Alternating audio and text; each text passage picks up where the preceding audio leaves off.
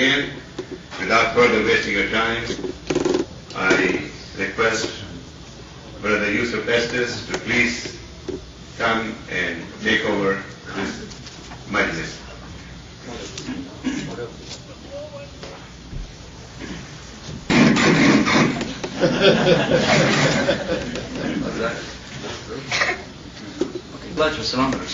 We're broadcasting almost live today, all the way from Fletcher Street. We're here in Fort Worth. I remember when I lived in Dallas, we used to call it Fort Worthless. That's a competitive kind of a thing, though. Alhamdulillah. And then Allah guided me to Islam, and I learned how to be maybe a little bit better behaved. Alhamdulillah. It's a great chance to be with everybody here today. Those of you that are listening to us online, I'm here in one of the very first of the mosques that I ever visited after entering into Islam. Now, there's a lot of funny stories that happened to us when we came into Islam, and some interesting experiences even took place right here.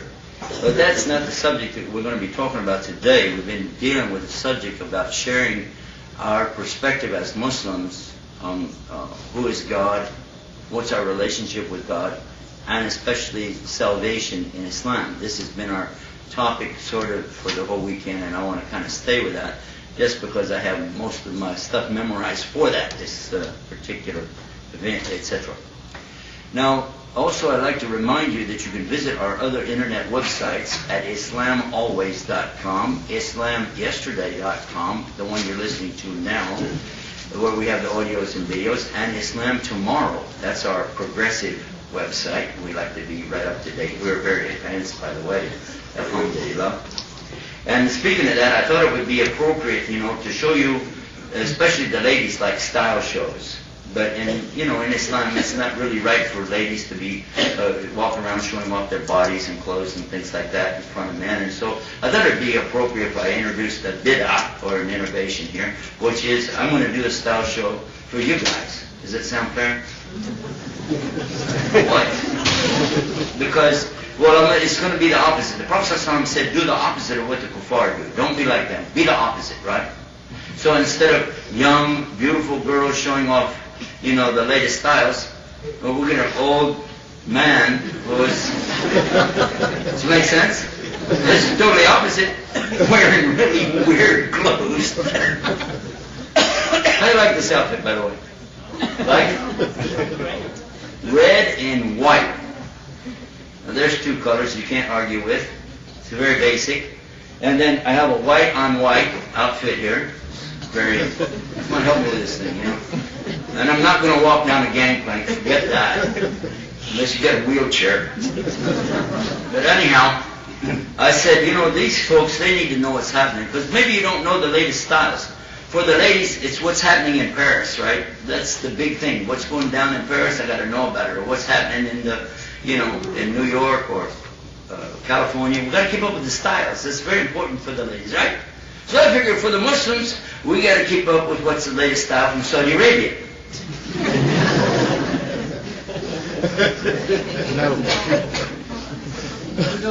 Yeah, and now this will be, I'm only going to be showing you the more elegant wear today. But for the, for the outback stuff, the camouflage things and, places to keep your grenades, stuff like that, I'll have that.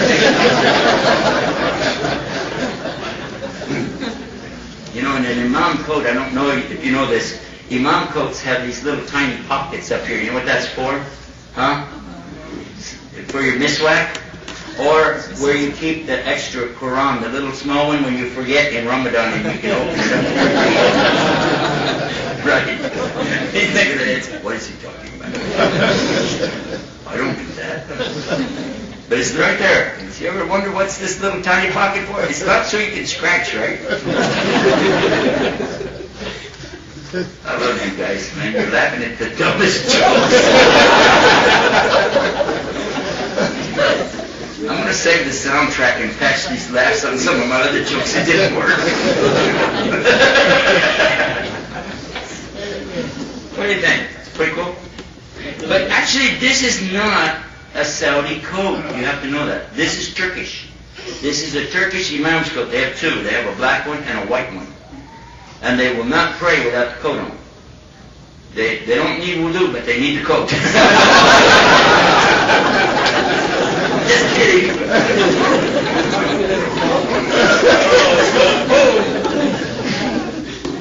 No, actually, I make wudu every week, whether I need it or not. I'm that way. I'm a clean kind of a guy. Anyhow. Oh, that hurts. You know, I guess I should go to the next stage here. We don't have a whole lot of time, so could somebody strike up a band? Okay, here we go. This comes off. And elegantly throw it across the room. There that goes. Now, I have to show you. I'm kind of wired up here a little bit. In fact, if I had any more wires, I'd be eligible to be an FBI agent. But I'm not going to do this. There we go. Don't run away. Here we go.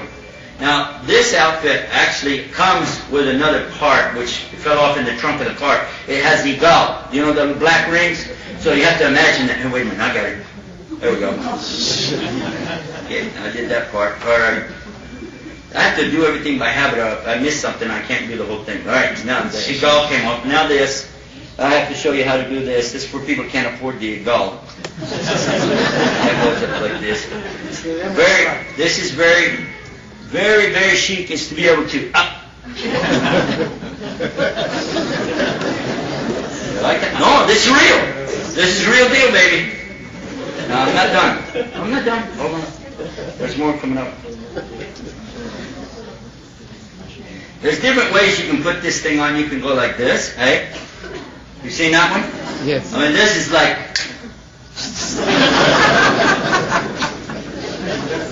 But the latest thing, I don't know if you girls are ready for this or not. I don't know. Maybe, I don't want to... It's going to be rated R. Are you ready? This is like the latest of the latest styles in Saudi. It's so you don't lose tradition, but at the same time you really catch up with the world. So I have to show you this. Here we go.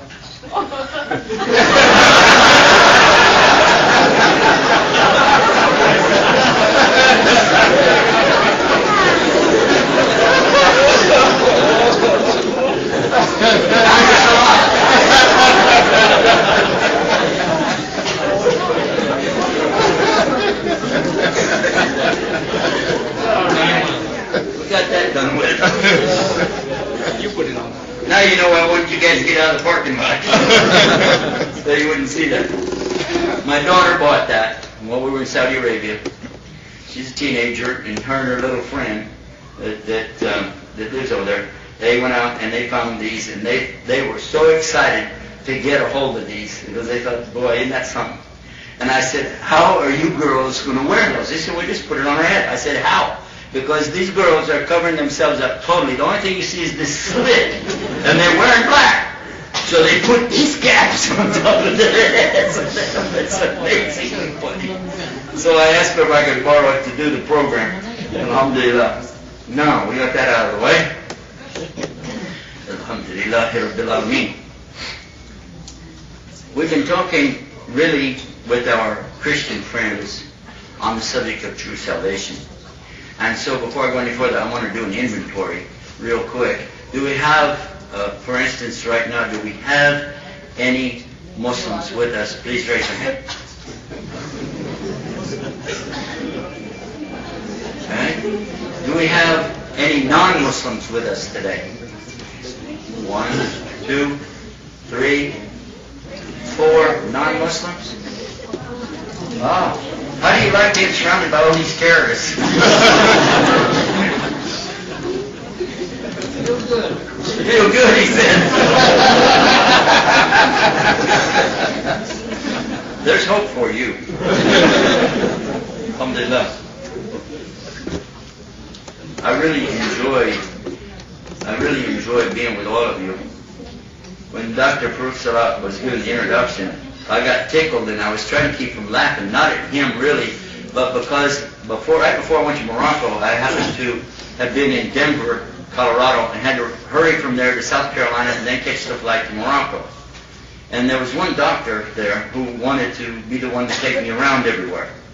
And we're riding around in his Lexus and going here and there, and he's going to be sure that he's going to pick me up and